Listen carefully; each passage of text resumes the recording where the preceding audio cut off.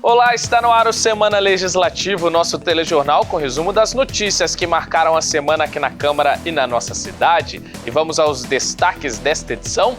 São José recebe campanha para conscientizar sobre os riscos de dar esmola. Câmara defende ações educativas e destaca a importância da assistência social para a população de rua. Projeto aprovado cria na cidade Dia do Jovem Cristão. Serão diversas atividades culturais e de lazer para incentivar e valorizar a religiosidade nos jovens. Descarte consciente, relembramos o Dia da Natureza com uma matéria sobre a gestão de resíduos. Saber como cuidar do lixo é essencial para a manutenção do meio ambiente. Outubro Rosa, campanha de conscientização sobre o câncer de mama, reforça a importância dos exames preventivos. Confira os assuntos debatidos em plenário e os projetos aprovados pelos vereadores nos nossos resumos das sessões. E também preparamos uma reportagem especial sobre o Dia do Idoso. Estatuto da Pessoa Idosa completa 20 anos e é referência nas políticas públicas. Seja muito bem-vindo. Está no ar o Semana Legislativa.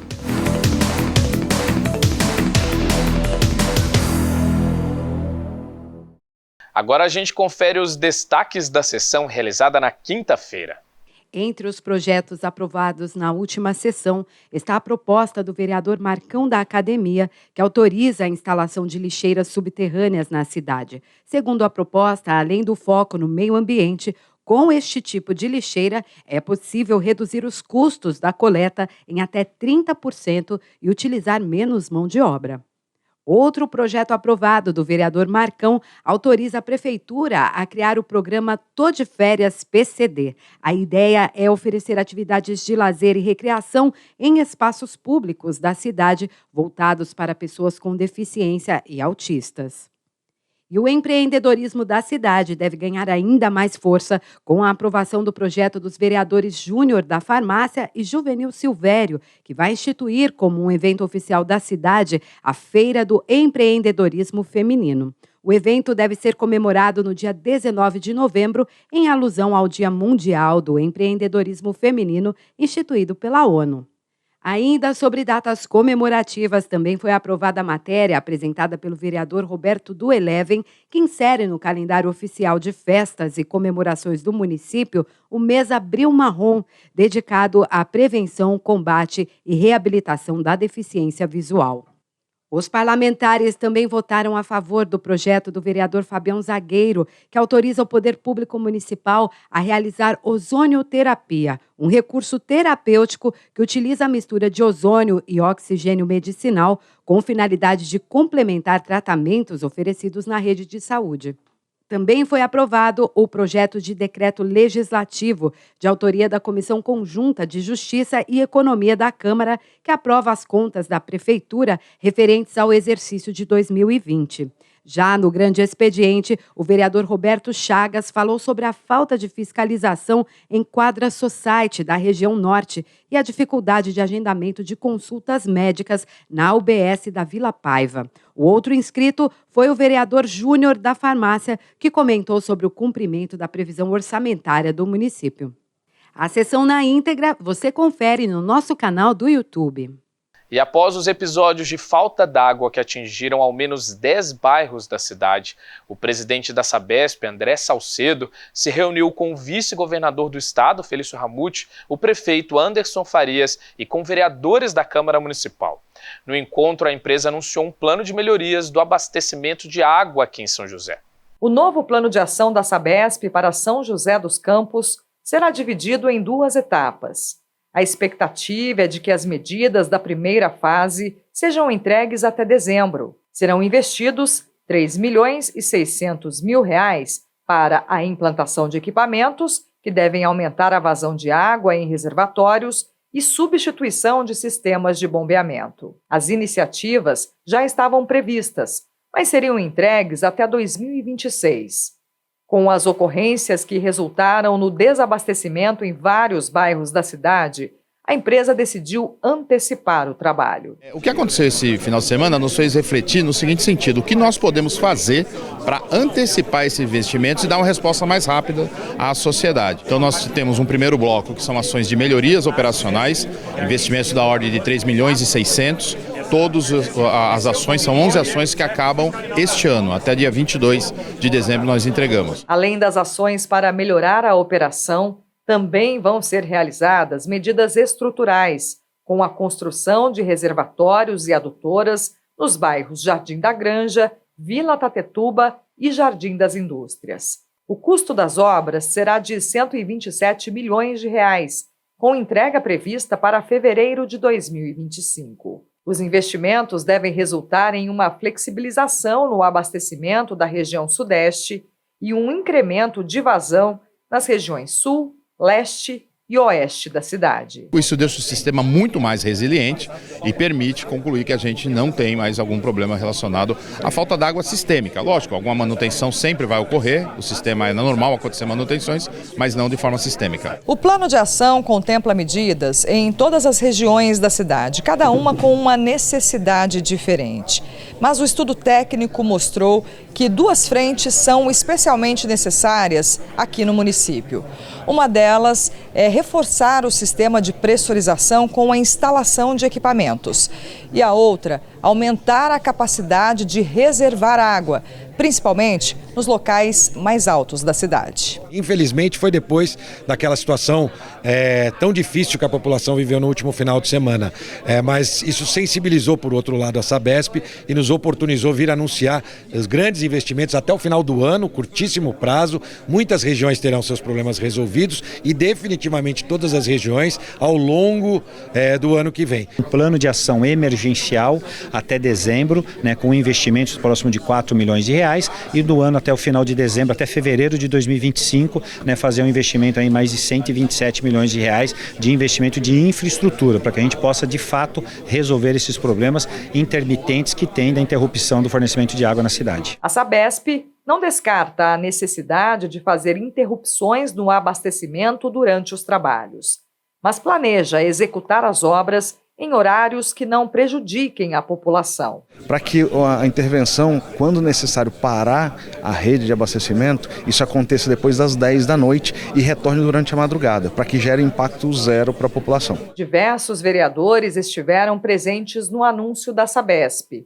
Acompanharam a apresentação os parlamentares Fabião Zagueiro, Júnior da Farmácia, Juvenil Silvério, Lino Bispo, Marcão da Academia, Milton Vieira Filho, Rafael Pascucci, Renato Santiago, Robertinho da Padaria, Roberto do Eleven e Zé Luiz. A Câmara Municipal acompanha de perto o problema da falta de água na cidade e afirma que as ações são mais que necessárias. Acho que esse investimento ele é devido a tantos esforços que nós fizemos juntos e hoje a Sabesp traz uma proposta de investimento para trazer solução. É o que nós esperamos que pode acontecer porque a nossa população merece e precisa desse atendimento. E hoje uma prestação de contas aí da superintendência, da presidência da Sabesp, hoje trazendo aqui investimento para a nossa cidade.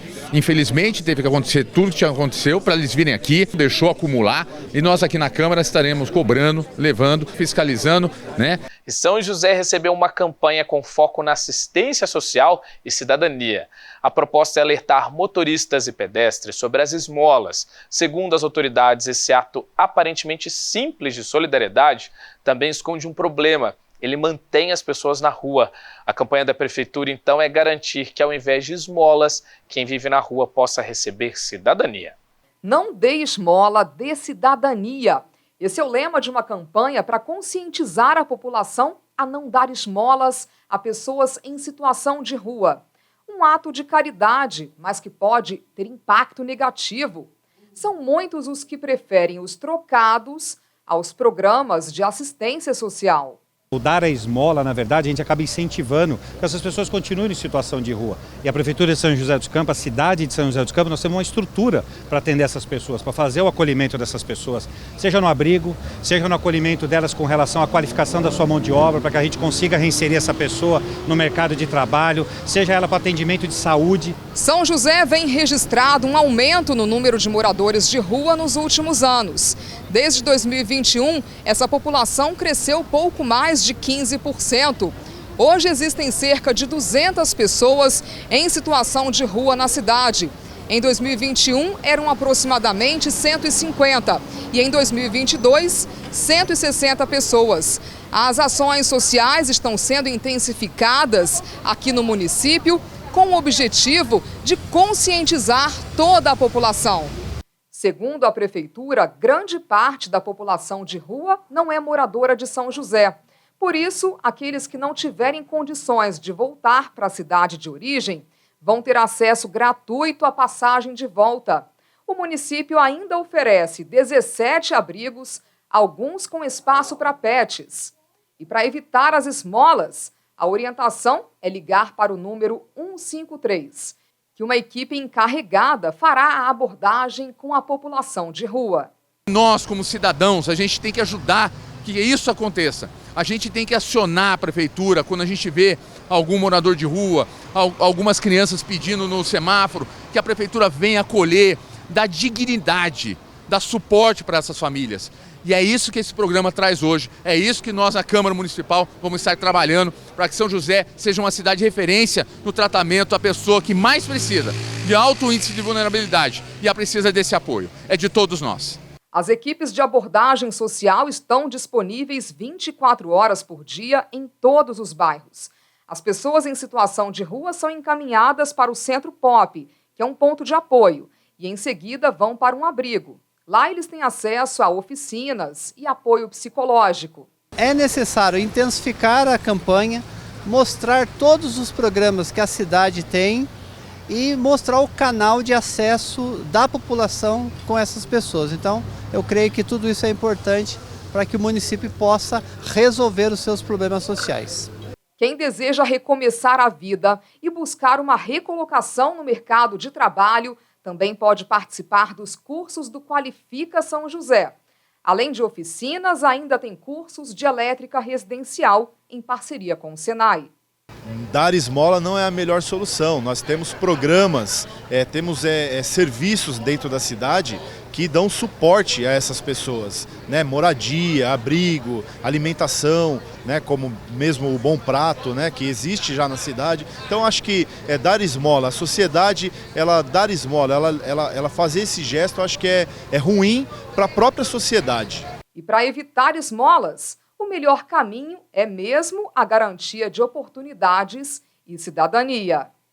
Agora uma notícia importante para os autistas e familiares: o Poupa Tempo de São José dos Campos já está emitindo a carteira de identificação da pessoa com transtorno do espectro autista. Essa foi uma ação do governo do estado que ampliou esse serviço em mais de 20 cidades. Serviço essencial, segundo a Câmara. Mais um direito assegurado para os autistas.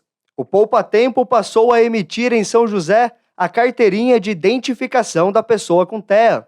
O documento tem como objetivo garantir o acolhimento integral e humanizado a essas pessoas. A importância é ter uma identificação rápida, né, do cidadão autista, e também tem as informações de emergência, caso precise, o nome do responsável, né, para ficar mais fácil para a população identificar. O cartão pode ser emitido de forma gratuita e 100% digital no site do governo do estado. Quem não tem acesso à internet pode usar uma sala exclusiva, sensorial, no próprio Poupa Tempo. Além do laudo médico, para ter acesso ao benefício, é preciso do RG ou certidão de nascimento e saber o tipo sanguíneo. Então o cidadão mesmo vai entrar no site do Gov, ele mesmo vai seguir os passos a passos lá e vai sair com a carteirinha emitida daqui. Amélia Naomi e Fernando Petit, membros da Frente Parlamentar em apoio à pessoa com autismo, defendem a iniciativa. Para os parlamentares, a carteirinha de identificação é uma ferramenta importante para a inclusão dos autistas na sociedade. Se tiver algum episódio em alguma crise momentânea, saindo do supermercado ou dentro de um ônibus, porque isso é possível, com a carteirinha facilita, as pessoas já vão saber, inclusive, o que fazer, né? Vão tomar medidas, não de violência, mas medidas paliativas, conversar e ter mais paciência. Também outro ponto positivo é que você acaba educando a sociedade sociedade. Muitas pessoas não conhecem a realidade de um autista, por não ter na família, por não ter nenhuma família amiga que tem. Então, esse processo também de você disponibilizar a carteirinha de identificação do autista, também serve para a conscientização da sociedade. Complementando a política estadual, São José dos Campos também tem uma carteira de identificação do autista, emitida pela Secretaria de Apoio Social ao Cidadão. O documento é diferente do emitido pelo Estado. E aqui na cidade, além de funcionar como uma ferramenta para inscrição nos programas municipais, também funciona como um censo para contabilizar o número de pessoas autistas. Então, com esses dados, as políticas públicas se tornam mais efetivas. Como, por exemplo, hoje eu sei onde tem mais autistas, quais as regiões. Eu tenho a faixa etária, que é de importância, porque o autista não são só crianças, são adultos, alguns idosos. Eu tenho uma mala direta de contato com a família, que é a questão do e-mail, telefones de contato, né? E além de que essa carteirinha ela pode ser renovada de 5 em 5 anos para mudar a foto, ter um novo documento também. De acordo com dados da Prefeitura, desde 2021, quando a carteirinha foi criada por meio do programa RIA, a Rede de Inclusão ao Autista, 1.430 documentos já foram emitidos. A partir desses números, é possível identificar e incluir os pacientes com diagnóstico de TEA nos serviços públicos, com o objetivo de atender a necessidade de cada um. Por exemplo, se eu preciso fazer uma atividade para os jovens autistas, hoje eu já consigo fazer um filtro e entender onde eles estão, entrar em contato com essas famílias, né? Quando tiver algum evento específico para autista. A Câmara Municipal tem trabalhado no tema. Por meio das ações da Frente Parlamentar, políticas importantes foram desenvolvidas, como atendimento preferencial e estacionamento exclusivo. A última conquista foi a ampliação da validade do laudo médico, que atesta o transtorno do espectro autista. Todas as nossas reuniões sempre tem os representantes da Prefeitura explicando todos os avanços que a gente tem conquistado. Então a gente está vendo uma São José dos Campos mais inclusiva e com essas ações do governo do estado através do governador, um estado de São Paulo mais inclusivo. E no próximo bloco você confere o resumo da sessão da terça-feira e tem mais. Vamos te mostrar o projeto que quer criar na cidade o Dia do Jovem Cristão e também ações da campanha Outubro Rosa, movimento mundial para alertar sobre o câncer de mama. A gente volta já.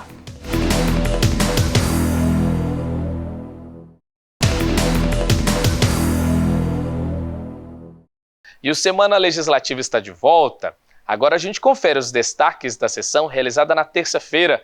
Vamos ver como foram os trabalhos em plenário, além da votação de documentos. Também teve o debate de assuntos de interesse público. Dá só uma olhada. Entre os documentos aprovados na 58ª sessão do ano estão requerimentos, indicações e atas de sessões passadas. A maior parte dos requerimentos e indicações são para a realização de serviços de manutenção pública, como podas de árvores, limpeza urbana, instalação de lombadas e reparos pontuais. Os parlamentares também pediram rondas policiais em alguns bairros e agilidade nos serviços da saúde. Já no Pinga Fogo, momento em que os vereadores vão à tribuna para debater assuntos de interesse público, os principais temas abordados foram inclusão, saúde, fiscalização e economia. O primeiro orador da noite, o vereador Juvenil Silvério, comentou sobre a importância da inclusão dos surdos e relembrou um evento realizado em uma escola para marcar a data. Juvenil também convidou os parlamentares para um evento em defesa da vida que será realizado na cidade.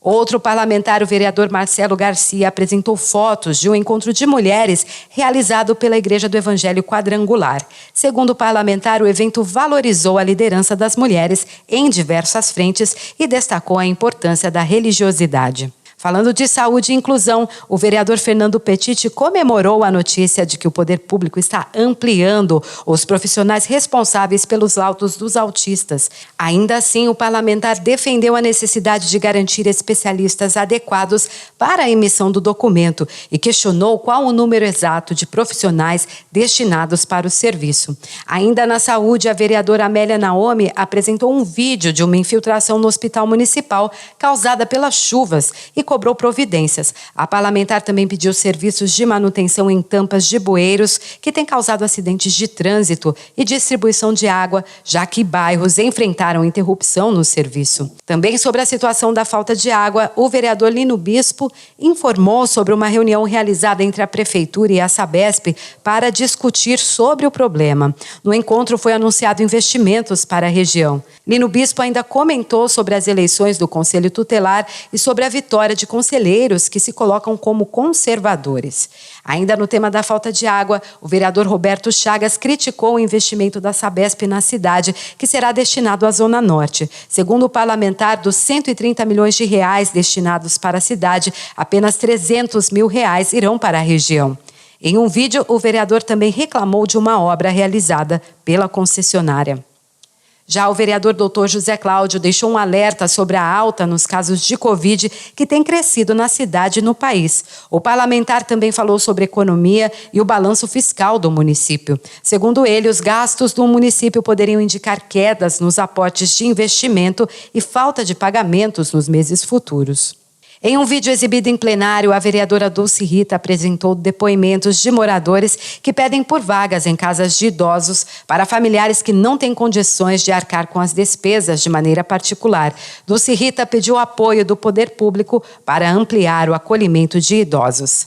Já na tribuna, o vereador Tomás Henrique debateu sobre a relação entre Câmara e Prefeitura e pediu maior diálogo e respeito pelas opiniões e atos realizados pelos vereadores. Quem também usou a tribuna foi a vereadora Juliana Fraga, que cobrou ações para acolher servidores da saúde. Segundo a vereadora, uma pesquisa mostrou que muitos profissionais da área têm enfrentado problemas emocionais e isso impactaria no atendimento. Juliana também pediu mais agilidade para a marcação de consultas e exames. A sessão na íntegra você acompanha em nosso canal no YouTube. E outubro tá aí, não tem como falar deste mês sem lembrar da campanha Outubro Rosa, um movimento mundial de atenção sobre a saúde da mulher. O foco é conscientizar sobre a importância dos exames preventivos do câncer de mama, um dos tipos que mais acomete e mais mata mulheres. E quando falamos de prevenção, a consulta de rotina após os 50 anos e a mamografia são grandes aliados. Os exames sobre a mesa são um registro da luta vivida pela Luísa. Em 2018, ela foi diagnosticada com câncer de mama, um resultado que ela já temia, por conta do histórico familiar. Em 2014, a gente descobriu na minha família um caso da minha irmã de BRCA2 positivo, que é uma mutação genética que acomete câncer de mama em mulheres de em torno de 30 anos e câncer de ovário em torno dos 40 anos. Então, naquele momento, eu estava inclusive grávida, não tinha como eu pesquisar, eu fazer exames, eu fazer teste genético, mas tendo a minha irmã, eu já imaginava. E aí, em 2018, a gente descobriu, através da mamografia, o meu primeiro diagnóstico de câncer de mama, um câncer de mama in situ, que são calcificações dentro do ducto mamário. A descoberta da doença, ainda em estágio inicial, foi importante para o tratamento. Porém, 2 anos depois, aconteceu algo inesperado. A Luísa recebeu um segundo diagnóstico de câncer de mama. Quando eu estava no meu processo de reconstrução das mamas, 1 ano e 1 mês depois, fazendo os exames pré-operatórios, a gente encontrou um nódulo na minha mama esquerda, mesma mama que tinha sido acometida 1 ano antes. É um nódulo alto no colo, quase na clavícula. E aí iniciamos todo o processo de novo e descobrimos que era um novo câncer. Agora, 3 anos depois que eu estou começando a conseguir lidar com os meus exames, sem achar que alguma coisa vai dar errado. O câncer de mama é o mais recorrente entre as mulheres. A estimativa do INCA, o Instituto Nacional do Câncer, é que até 2025, 74 mil novos casos da doença sejam diagnosticados no país. Por isso, a conscientização é indispensável. Durante todo o mês é realizada a campanha Outubro Rosa, com foco no alerta e diagnóstico precoce. A data é celebrada desde 2018, quando foi instituída por uma lei federal. 5 anos depois, já apresenta bons resultados. Em 2021, foram realizados mais de 3 milhões e 400 mil mamografias em mulheres, segundo o Ministério da Saúde. Em São José, o número também é alto. Foram 39 mil exames no ano passado. Em 2023, já são 33 mil mamografias até o momento. Esse médico explica que a procura por exames cresceu nos últimos anos. o que evita a descoberta da doença em estágios mais avançados. Quanto menor a doença, mais fácil da gente curar. Então a gente diz que quem procura, cura, né? O nosso objetivo é fazer um diagnóstico de uma doença bem inicial.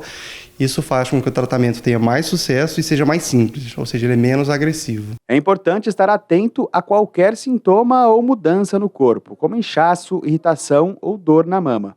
Secreções também devem ser investigadas. A mamografia é recomendada para mulheres a partir dos 40 anos. A partir dessa idade, o exame deve se repetir ano a ano. A gente fala bastante do autoexame, mas talvez isso passe uma impressão errada de que a paciente precisa fazer o próprio diagnóstico e perceber se tem um nódulo ou não, e não é esse o objetivo. O objetivo é que a mulher conheça o próprio corpo, tenha intimidade com a própria mama, para que se surgir alguma alteração, ela perceba isso de forma mais fácil. Graças ao diagnóstico precoce, a Luísa superou os piores momentos da doença. Eu sei realmente que a melhor opção é sempre a prevenção, descobrir cedo, estar com os exames em dia. E eu estou super bem, tenho uma vida totalmente normal, tomo remédio todo dia, mas não tenho efeito colateral, trabalho, sou mãe, faço minha atividade física, uma vida normal. A Câmara apoia a realização de campanhas e a participação do poder público em trabalhos de conscientização na cidade. Nessa casa existe a Frente Parlamentar de Apoio ao Tratamento Oncológico e também cardiológico. E uma das pautas nossas é facilitar o acesso à mamografia. Eu acho muito importante mesmo essa prevenção do câncer de mama, da mamografia, que eu acho que já é um exame que funciona bem em São José dos Campos, com relação à saúde da mulher. Nós, vereadoras, esse ano nós vamos, e todo ano a gente faz no Outubro Rosa, atividades de conscientização, de escuta e até mesmo de encaminhamento dessas mulheres que chegam até nós com algum pedido que está parado. Ainda de acordo com os vereadores, o conhecimento também é uma ferramenta poderosa na hora de garantir a saúde pública. E a política pública que tem que ser enfatizado é o diagnóstico precoce, né? É você detectar que tem algum nódulo, ter o passo mais rápido possível, uma biópsia, e começar o tratamento mais rápido. O diagnóstico precoce é muito importante para que seja pego em fases iniciais, que a resposta ao tratamento, a quimioterapia é muito melhor e a mortalidade muito menor. Extremamente importante apoiar e criar projetos para facilitar o diagnóstico e agilizar o tratamento. Então, falar da saúde da mulher é uma coisa muito maior, vai muito mais longe que só o câncer de mama. É uma coisa muito maior, que não é só em outubro, é todo ano, todo dia. E a religiosidade de São José dos Campos é muito presente nos moradores. E esse exemplo também tem cativado jovens, pensando na participação desse público nas ações de comunidades religiosas. Um projeto de lei aprovado na Câmara vai criar aqui em São José o Dia Municipal do Jovem Cristão. A data proposta pelo vereador Rafael Pascucci é oferecer atividades interativas como forma de fortalecer os valores cristãos. Na Paróquia Sagrada Família, demonstrações diárias de fé. O Rafael está aqui todos os dias. O que para ele começou como uma visita casual se tornou um compromisso para a vida toda. Eu acho que sempre foi uma coisa muito comum e eu agradeço a Deus e a minha família por estar sempre presente dentro da igreja, dentro das paróquias e tudo mais. Eu acho que isso facilitou o meu caminho dentro da igreja, facilitou, eu acho que uma atitude um pouco mais para frente, uma atitude um pouco mais...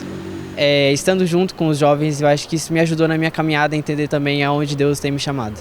Para o Vitor, a história foi diferente. Começou ainda criança, na companhia dos pais. Eu decidi participar porque para mim era legal encontrar meus amigos aqui e ter alguma coisa para fazer durante os finais de semana. Mas depois eu fui percebendo como era legal vir não só encontrar os amigos, mas estar em comunhão com Deus e sendo jovem e participando, sabe? Se divertindo aqui, eu acho que foi o que me motivou a vir. Trajetórias que mostram um pouco da importância das tradições religiosas na vida dos jovens. Encontrar Jesus, encontrar Cristo na nossa religião, na nossa paróquia, com os salesianos, é muito importante porque dá um norte de existência, dá um norte de local, de pertença. Então, um jovem cristão hoje é justamente esse, que sabe o seu local no mundo, o que fazer, como fazer, sempre com Cristo. Agora os jovens têm uma data especial para celebrar essa união com a fé. Dia 25 de março passa a ser o Dia do Jovem Cristão em São José. A Câmara aprovou o projeto de lei de autoria do vereador Rafael Pascucci, que inclui a data no calendário oficial de festas e comemorações da cidade. A religião é importantíssima, principalmente para o jovem. Quando a gente fala de juventude e fala de qualquer problema, a gente sempre tem, às vezes o dinheiro consegue resolver algumas coisas, outras a medicina, mas para algumas é Deus. E eu acho que Deus também é uma forma da gente buscar para esse jovem, com o cristianismo também buscar uma forma dele poder ser um cidadão melhor, de conhecer a palavra. Isso é importante também. Acho que o cidadão completo, ele tem o estudo, tem a religiosidade, pratica esporte. Então, a gente trabalha muito nessas áreas e todas elas entrelaçadas são muito importantes para a nossa sociedade. Nessa igreja evangélica, a instituição da data foi recebida com alegria. Aqui, a presença dos jovens é cada vez maior. Além dos cultos religiosos, eles também participam de atividades culturais.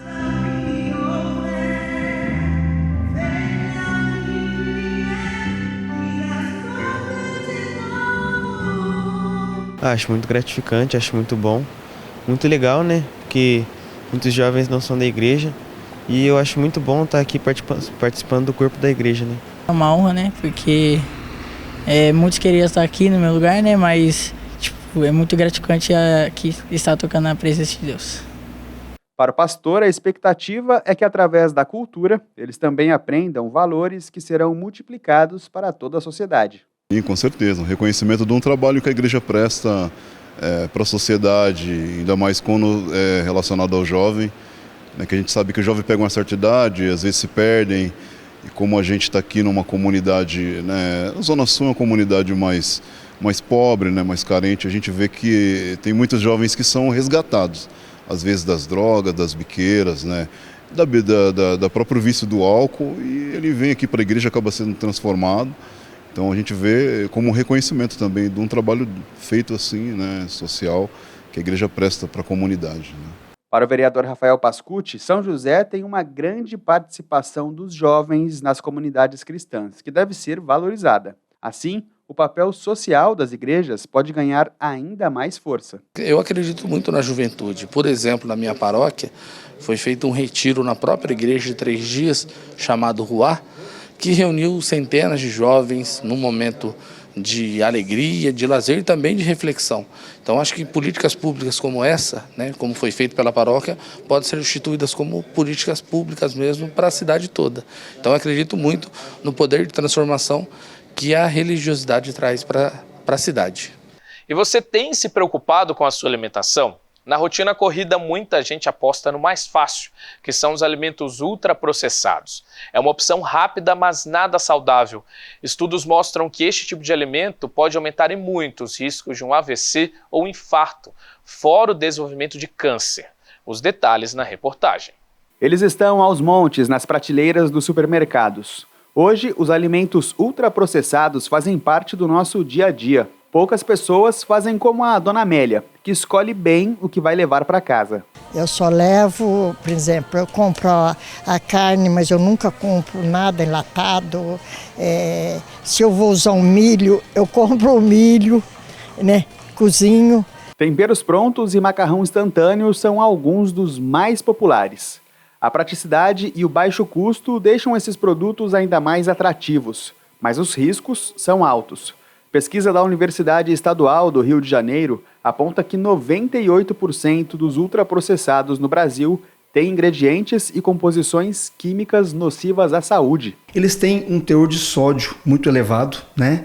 Tem muitas gorduras saturadas e para conservar esses alimentos mais tempo na prateleira do supermercado, na gôndola às vezes de um restaurante ou até na nossa própria geladeira, na nossa própria despensa.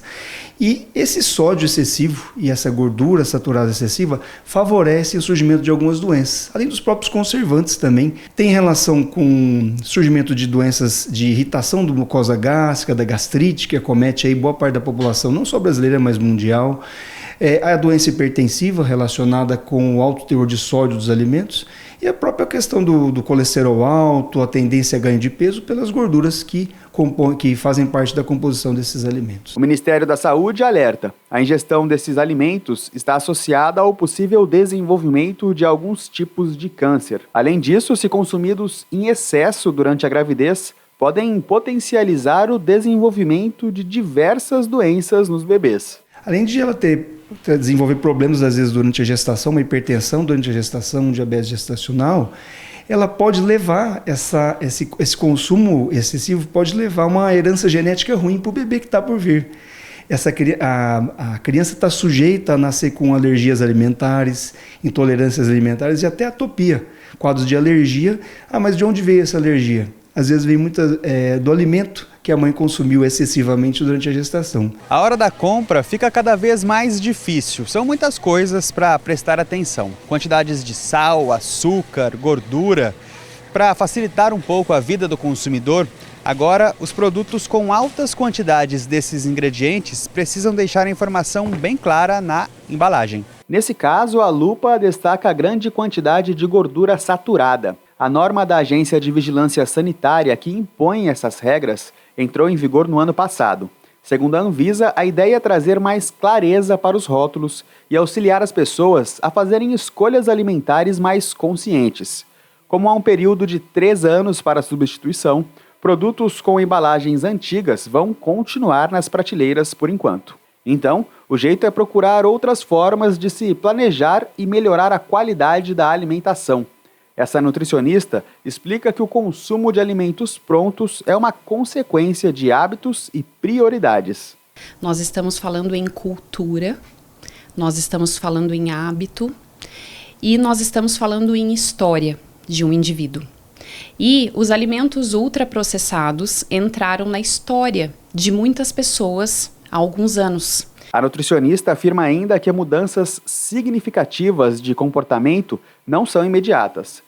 Elas devem ser planejadas e executadas pouco a pouco, e a longo prazo fazem toda a diferença para a saúde. Se é uma pessoa que só se alimenta de marmitas, come fora, o tempo inteiro, quantas refeições será que a gente consegue combinar com ela de ela fazer em casa? Então, se a gente inclui que ela faça pelo menos a proteína do jantar ali no final de semana, com temperos naturais, com óleo de coco. Você concorda comigo que a gente já vai reduzir na metade, né, esse consumo? A Câmara também entende a necessidade de medidas de alerta e conscientização sobre alimentação e hábitos saudáveis. Para os vereadores, é preciso trabalhar na melhora desse cenário hoje e impedir que o consumo excessivo de alimentos industrializados se torne um problema de saúde pública no futuro. Eu acho que estimulando campanhas de orientação para a população quais os alimentos que podem ser nocivos, que os alimentos industrializados com muita química, né, podem causar o câncer, causar infarto, aumentar a pressão arterial, diabetes. Então, o nosso papel como autoridade, como vereador, é levar a população esse conhecimento. Então, acho que a gente tem essa política pública voltada para a população, para a sociedade, né, ensinando, conscientizando, né, as crianças, os adolescentes, né, procurar uma alimentação mais saudável para que tenham aí uma qualidade de vida, né, a questão do sobrepeso que é muito grande no nosso país, tem crescido demais essa questão do sobrepeso e com certeza está envolvido aí com os produtos processados, enlatados, enfim. Eu acho que a Câmara tem feito um papel importante de conscientizar a população. E agora vamos para mais um intervalo e já voltamos para mostrar a importância da gestão dos resíduos em uma cidade, um verdadeiro ato sustentável. Ainda vamos falar sobre o Dia do Idoso. Este ano o Estatuto da Pessoa Idosa completa 20 anos. É daqui a pouco.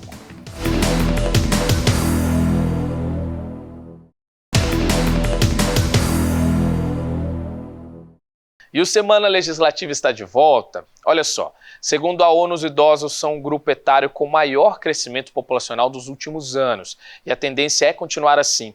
Realidade que acende um alerta sobre como lidamos com a velhice. Ainda são comuns os preconceitos e a ideia de que envelhecer é também perder a autonomia e a capacidade. Por isso, neste mês, o Dia Mundial do Idoso é comemorado como forma de ampliar a conscientização e as políticas públicas. Uma dessas políticas é o Estatuto da Pessoa Idosa, que completa 20 anos. Prioridade nas filas, vagas exclusivas. Conquistas de uma sociedade que caminha para garantir direitos na fase mais madura da vida. O Estatuto da Pessoa Idosa, que acaba de completar 20 anos, trouxe muitos avanços. O Estatuto ele estabelece uma série de prioridades, prioridade na política pública, prioridade no atendimento. Ele estabelece que a pessoa idosa tem prioridade perante a sociedade, perante o governo, perante as políticas públicas e principalmente os recursos públicos. A maioria das pessoas conhece o Estatuto do Idoso, mas, na realidade, em 2022, uma lei já mudou essa nomenclatura. E hoje o correto é dizer Estatuto da Pessoa Idosa. A ideia dessa mudança é fazer com que qualquer pessoa com mais de 60 anos de idade, independente do gênero, se sinta protegida pela legislação. Após 2 décadas do lançamento do Estatuto, novos desafios se apresentam. Estimativas do IBGE apontam que até 2050, 25% da população brasileira será de pessoas com mais de 65 anos. Uma geração que chega à terceira idade cada vez mais ativa. A disposição de Maria Geralda para fazer e aprender coisas novas é visível.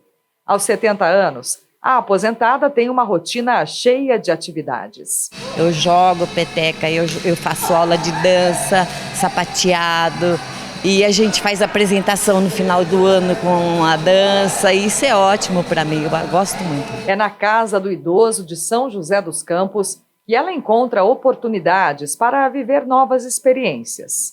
Assim como o José, de 81 anos, e a Solange, de 65. Foi aqui que o casal se conheceu e começou o relacionamento, que já dura 4 anos. Se sente bem melhor ter uma pessoa para conversar em casa, né? Para sair, para passear. E a gente vive muito bem durante esses 4 anos. Não tem, eu acho que eu e ela somos a tampa e a panela. Mas o processo de envelhecimento é individual e nem sempre a autonomia e a independência estão presentes. No Brasil, 15 milhões de pessoas têm mais de 60 anos.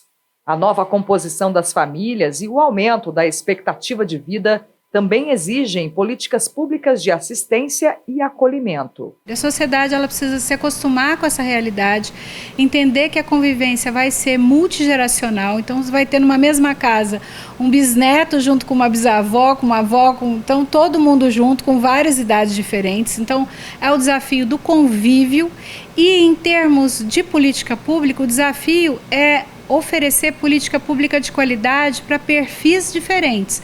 Em São José dos Campos, as ações do poder público voltadas para essa população englobam diferentes abordagens. Além das atividades de recreação e convívio, a Casa do Idoso oferece o Centro-Dia e iniciativas em domicílio. O idoso do Centro-Dia é um idoso que tem um pouco mais de dependência e para conhecer esse serviço é importante buscar um dos CREAS do nosso município, porque a indicação é via CREAS. Temos também o programa Idoso a Domicílio. Esse serviço é importante buscar um dos CRAS do nosso município. O CRAS é o Centro de Referência da Assistência Social. Hoje, São José tem 11 CRAS que ficam nos territórios mais próximos da população. A Câmara Municipal também pensa a legislação com foco no bem-estar da população idosa. São leis aprovadas como a que prevê a implantação de políticas públicas de combate à violência física, sexual e emocional contra o idoso e a que autoriza o poder público a fornecer pulseira com dados pessoais, como o tipo sanguíneo, doenças pré-existentes e outras informações úteis para facilitar o socorro emergencial. Também existe um projeto que eu vou colocar para leitura e para tramitar na casa, que é um projeto para apoio às famílias com idoso com demência, um projeto também para ter uma assistência melhor a esse idoso e um projeto para facilitar a deshospitalização desse idoso, porque eu acho que o idoso ele merece uma atenção muito importante, não só na questão da saúde, quanto na questão social. A Organização das Nações Unidas estabeleceu 1º de outubro como o Dia Internacional da Pessoa Idosa. Mais que uma data comemorativa, A iniciativa busca despertar reflexões sobre como construir um espaço público que assegure os direitos e proporcione qualidade de vida para a população.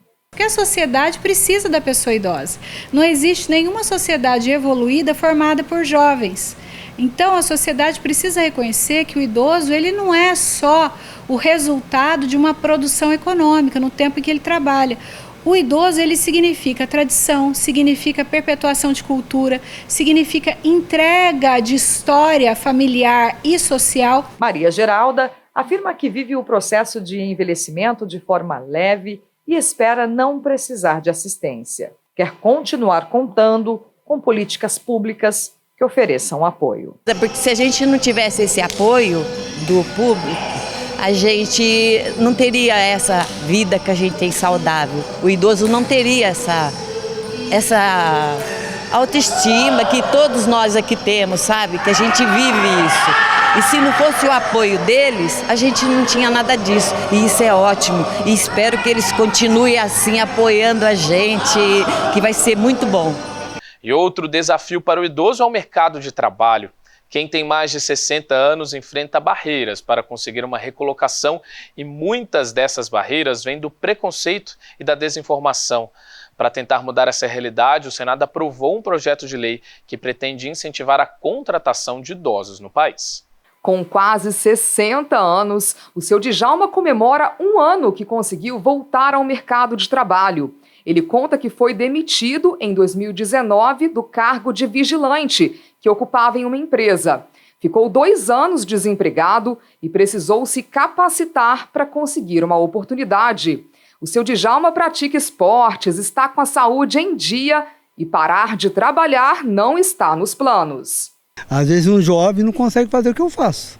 Então, hoje as empresas estão dando mais condição, algumas empresas estão dando mais condição para as pessoas voltarem ao mercado. E se as pessoas querem trabalhar, tem que dar chance para as pessoas de mais idade voltar ao mercado. A realidade do seu Djalma é a de milhões de idosos brasileiros que são ativos e ainda trabalham ou estão em busca de uma recolocação no mercado de trabalho. E com base nisso, foi aprovado um projeto de lei pela Comissão de Assuntos Econômicos do Senado que concede incentivos fiscais a empresas que contratarem colaboradores com idade igual ou superior a 60 anos. A proposta segue para a votação na Câmara dos Deputados. O texto prevê a dedução na taxa de contribuição patronal na folha de pagamento para cada semestre de contrato de trabalho vigente. Os benefícios valem por 5 anos. A presença de pessoas com 60 anos ou mais no mercado de trabalho formal é pequena, 7%, segundo o Instituto Brasileiro de Geografia e Estatística. Esta consultora em RH acredita que se o projeto de lei for aprovado na Câmara dos Deputados, ele vai impulsionar as contratações. É um bom incentivo. Imagina uma empresa que tem aí 10 colaboradores, 60 a mais. Que ela tem um quadro de funcionários aí de 50 funcionários e 10% seja 60 a mais, ela já tem um bom incentivo. A empresa, ela cria no mercado a imagem dela, a imagem empregadora. Uma vez que ela tem essa diversidade de profissionais em todos os aspectos, inclusive no etarismo, ela tem um preço de mercado mais valorizado. Ainda segundo o IBGE, existem cerca de 30 milhões de idosos no Brasil. A expectativa de vida dos homens é de 73 anos e das mulheres, 80. Hoje, os idosos representam 15% da população e a estimativa é o número de idosos dobrar a cada 5 anos. Por isso, é necessário repensar o futuro para acolher as pessoas mais experientes que têm muito a contribuir com a sociedade. Eu tenho visto uma maior abertura e uma necessidade da empresa de mesclar essas gerações. Uma vez que nós temos profissionais lá que já conhecem todo o sistema de processo da empresa e entra um novato, que a gente chama de, não todos, tá? Não estou generalizando, mas que nós chamamos de engenheiros de Excel, que não tem aquele contato com o chão de fábrica. Então aí vem essa pessoa mais velha, com mais maturidade profissional, para ensinar essa pessoa, né? Eu brinquei com engenheiro, mas pode ser qualquer profissão, ensinar essa pessoa a ter essa maturidade profissional. Então ele vai passar os valores, as crenças dele a respeito do emprego e também vai passar o conhecimento técnico.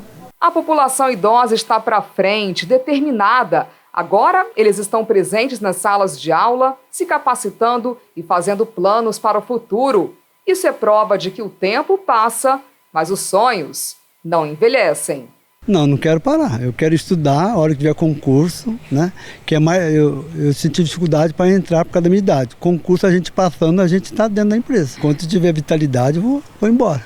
E a próxima quinta-feira é o Dia das Crianças, mas para os religiosos, o dia 12 de outubro é uma data mais que especial. Dia de Nossa Senhora Aparecida, padroeira do Brasil. Ao longo do mês, milhares de romeiros passam aqui por São José com destino à Aparecida. E na semana que vem, com a chegada do dia 12, o número de peregrinos costuma ser intenso. Mas essa caminhada não é fácil. Esse caminho de fé precisa de cuidados e preparo. É o que a gente te mostra na reportagem.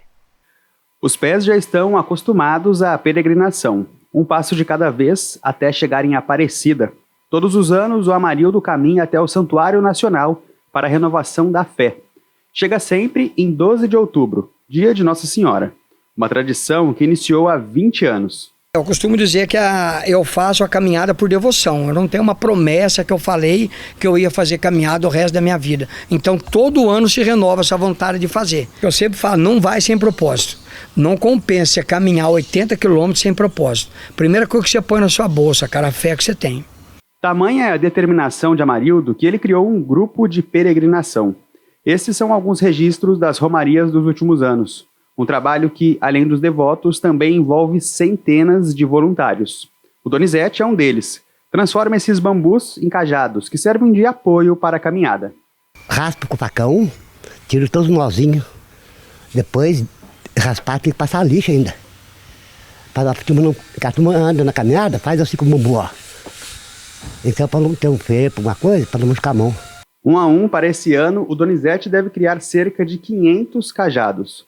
Somente uma das medidas tomadas para dar mais segurança aos romeiros. Precauções, protetor solar, manteiga de cacau na sola do pé, no vão dos dedos para não dar calo, para não dar bolha. Mas o principal, cara, não vai num passeio, vai pela fé. Até o dia 12 de outubro, a previsão é que os carros dividam espaço com os romeiros na Via Dutra. E os riscos são altos. São mais de 60 quilômetros de peregrinação de São José dos Campos até Aparecida. E as condições dessa viagem vão mudando bastante durante o caminho. Aqui, por exemplo, é o quilômetro 147 da Via Dutra. Tem esse recuo bem grande, as pessoas conseguem caminhar de forma segura. Só que mais para frente essa situação vai mudando. O canteiro lateral fica mais curto e em alguns trechos não há nem mesmo acostamento. A Polícia Rodoviária Federal estima que pelo menos 35 mil pessoas passem a pé pela Dutra. Para orientar os devotos, o policiamento será reforçado nos próximos dias. Mesmo assim, algumas recomendações são importantes. As recomendações que nós fazemos é que sempre planeje essa caminhada, né? Que tenha apoios, né, nessa caminhada para esse grupo que está vindo, né, no momento de fé em direção ao Santuário Nacional. Que use sempre roupas claras. Dê preferência a essa caminhada seja feita durante o dia. Que utilize coletes refletivos, né? Esses equipamentos também ajudam para que o peregrino seja visto na rodovia. E recomendamos também que ele faça essa caminhada no sentido contrário. E na medida em que o dia 12 de outubro se aproxima, muitos devotos devem ir de carro para Aparecida. Nesses casos, o cuidado também deve ser redobrado, tanto com o trânsito quanto com a presença dos romeiros às margens da rodovia. Então, assim, a segurança é para todos. Então, todos têm que estar envolvidos para que a gente tenha um período aí de fé da nossa região, um período que não haja incidência alguma, nem com os peregrinos, nem com os usuários da rodovia. A Câmara acompanha a manifestação de fé dos romeiros e reconhece a importância dessa tradição. Por isso, os vereadores cobram a participação das autoridades de segurança nessas viagens. Eu espero que cada vez mais o Estado, juntamente também com a Polícia Rodoviária Federal, tenha uma boa fiscalização no sentido de orientar esses romeiros para ter melhor segurança. E também todos aqueles munícipes que andam de veículos, de caminhão, que possam ser também avisados devidamente que nesse período acontece essa romaria, que é um negócio bem bonito, é uma expressão popular brasileira e que todas as pessoas tenham condições, aquelas que querem, lógico, tenham condição de vir até Aparecida, fazer a sua romaria e voltar para suas casas com saúde e bem. E não tem como falar da preservação do meio ambiente sem nos colocar nesse debate. Nossas ações são fundamentais para a manutenção dos recursos naturais e uma atitude simples como o cuidado com o que descartamos no lixo tem um impacto enorme. E é aí que entra em cena a gestão dos resíduos. Aproveitamos o Dia da Natureza, comemorado neste mês, para te mostrar que cuidar do lixo é uma política essencial e necessária para toda a cidade que protege o meio ambiente. Você sabia que aqui em São José, cada morador produz quase 1 quilo de lixo por dia? São mais de 548 toneladas recolhidas pela coleta comum e 40 toneladas diárias levadas pelos caminhões da coleta seletiva. A cidade tem 100% da área urbana coberta pelo serviço, mas ainda assim, muita gente insiste em não separar o lixo. Para se ter uma ideia do total recolhido pela coleta seletiva todos os dias, 25 toneladas não são recicláveis. Já na coleta comum, 21,42% do lixo recolhido é composto por materiais que poderiam ser reciclados. Esses dados são do estudo de caracterização gravimétrica, uma importante ferramenta de gestão que, inclusive, ajudou São José a conquistar a 3ª posição no ranking entre as cidades com melhor gestão de resíduos do estado. Nós vamos entender como que as regiões de São José dos Campos estão separando o lixo.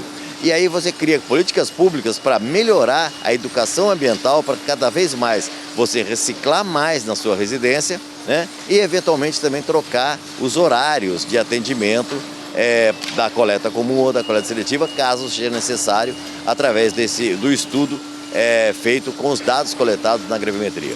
E a gestão de resíduos é um processo amplo, envolve coleta, transporte e tratamento até chegar ao destino final. Se esse processo não for realizado de maneira adequada, quem sofre é o meio ambiente. O descarte incorreto do lixo contamina o solo, polui o ar, matas e rios e também é nocivo para a nossa saúde e para a saúde dos animais. É no aterro de São José que todo o lixo recolhido na cidade recebe o tratamento adequado. Uma solução que funciona no processo de gestão de resíduos, mas não é a única e nem a melhor opção. É o que conta Leonardo, fundador do movimento Lixo Zero. 50% do que nós geramos na nossa casa é resíduo orgânico. Então, quando a gente fala de RSU, resíduos sólidos urbanos, ou melhor, os domiciliares, 50% orgânico, 30% é reciclável e 20% é rejeito.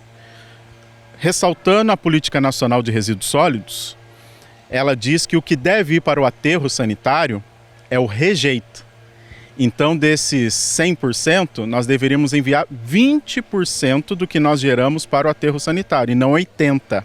A educação é um dos caminhos para a gestão consciente do lixo e passa por nossa responsabilidade. Uma saída é mudar hábitos de consumo e apostar em alternativas sustentáveis. As embalagens plásticas são um desafio. Além de acumularem nos aterros, mais de 3 milhões de toneladas de plástico e derivados são lançadas no oceano todos os anos pelo nosso país. A reciclagem é uma saída para diminuir a produção de plástico, mas depende da separação adequada em casa. Nessa separação você protege o meio ambiente, fazendo o quê? Você evita que mais produtos sejam retirados da natureza, então você recicla o material. Além de você diminuir também, quanto melhor você separa na sua residência, você diminui,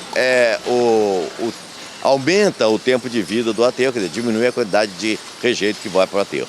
O cuidado com a gestão do lixo também é assunto debatido na Câmara. O Legislativo tem uma comissão de meio ambiente e o plenário já foi palco de uma reunião sobre compostagem e soluções sustentáveis. Para os parlamentares é preciso pensar em políticas públicas e incentivar o descarte consciente na população. O poder público com a função gestora e a comunidade com a função participante, né, desse processo. Acho que aí são duas forças que se unem a maior força, com certeza, da comunidade e o poder público dando a sustentação a isso. Aí, com certeza, dá certo. E a consciência ambiental realmente transforma. Uma cidade que cuida do lixo garante mais saúde para a população, preserva o meio ambiente, estimula a sustentabilidade e ainda gera renda. Isso mesmo, se bem realizada, a gestão dos resíduos pode garantir até mesmo recursos aos cofres públicos. Nós precisamos ajudar o meio ambiente a se sustentar. E nós vamos ajudar sendo consciente, separando, né, fazendo a ordenação do lixo, porque esse lixo ele volta em benefício, né? É só a gente saber, vamos dizer assim, trabalhar isso. E aí a população tem uma fundamental importância nisso. E o Semana Legislativa fica por aqui, mas continue ligado na nossa programação. Se você quiser rever o nosso programa, é só acessar a nossa página no YouTube, o TV Câmara SJC. Lembrando que também estamos no Instagram, então segue a gente, o @TV Câmara SJC. Um bom fim de semana para você e até mais!